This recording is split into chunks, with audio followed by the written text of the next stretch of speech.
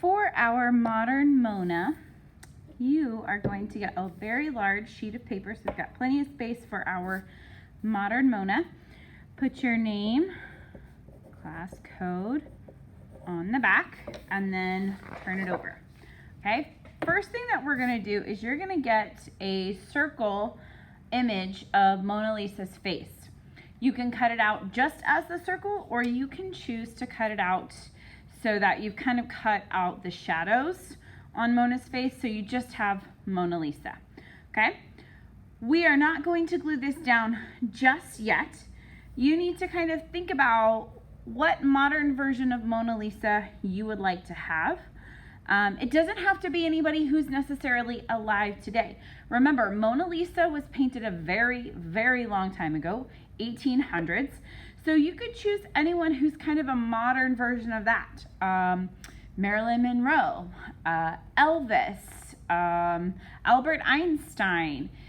Granted, these friends are no longer living, but they are still a modern version of Mona Lisa. Okay, so you're going to decide what modern version of Mona Lisa you would like to create, and then you're going to kind of figure out, like, okay, is my Mona standing? Is she sitting? Where would be a good place to put her face on my paper before I start drawing? I'm going to do the artist Frida Kahlo because I love Frida, and I've not done a modern interpretation of Frida Kahlo using Mona Lisa's face. So I'm going to do Frida Kahlo, and I'm going to kind of recreate one of Frida's more famous images. And in that image, Frida's face is right in the center. So I'm going to put my Mona Lisa face right in the center, and I'm just going to lightly outline my Mona Lisa head. Okay, and the reason why we're just doing this instead of gluing it down is because if for some reason you change your mind and you need your Mona Lisa face farther down or further over to the side or something like that, you can do that. You can just erase the circle where it goes and move your Mona face. Okay, so we're going to start with just that. After that point is where you can kind of map out how your person's going to go. When we are drawing a figure in motion, in movement, whatever it may be, this is going to be your head. You're going to leave a little bit of space for the neck, and then we're going to kind of block out where the body might be.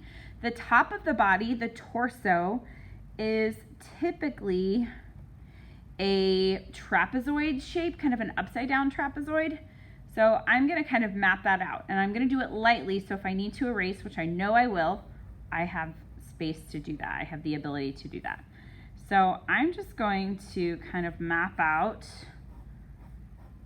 a trapezoid shape like that, and I'm whisper drawing so that way I can erase later on if needed. So there's the upper torso of my Frida, and then I'm going to create the bottom torso. Now, if you are doing a boy, you're still going to have this double trapezoid shape.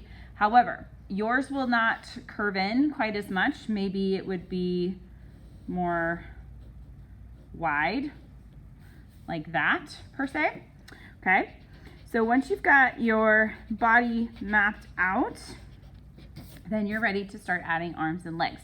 You're going to notice that my top trapezoid is about the same height as my bottom trapezoid. Okay, so for the body, I don't know what I'm doing. That's way too small. If you'll look at your body from your shoulder to your elbow, it comes about to your waist. So that means that my top portion of my arm is going to be about that same length. So,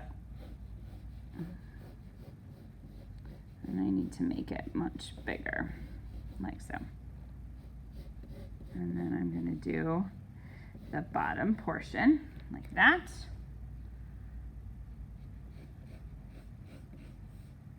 And like I said, since we're kind of doing this as a simple drawing, you very much have the ability to go back and change how things are mapped out.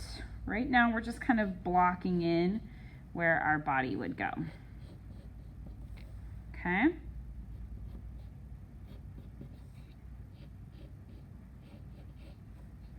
All And for me, since my legs are kind of hidden, I'm just going to continue that line down here at the bottom, and I've kind of put in these circles here for my hands. Okay, and then I'm going to go back and add in my neck. Okay, so there is my Mona Lisa Frida Kahlo blocked out. Okay, now that I've got my basic shape for my Frida, this is where I get to blend more things together and actually make it look like Frida Kahlo. So I'm going to come up here and I'm going to blend my lines.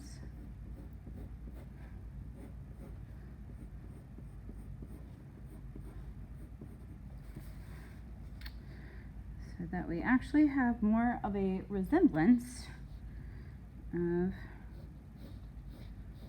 Frida.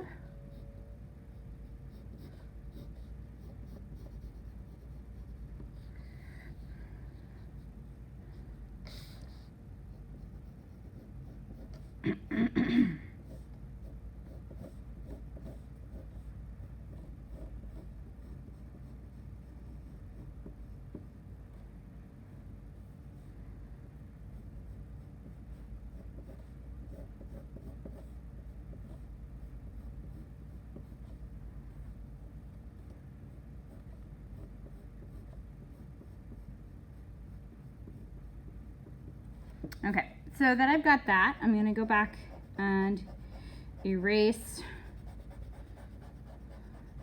some of those basic shapes that I used to map out Frida.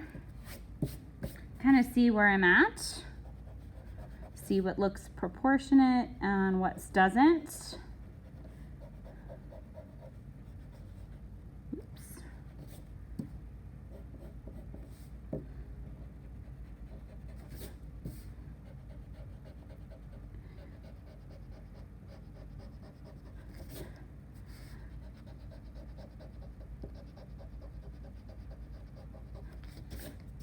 Okay, so what I can see now is that one arm looks much bigger than the other. So I need to decide which one that I want more and kind of fine tune the body shape.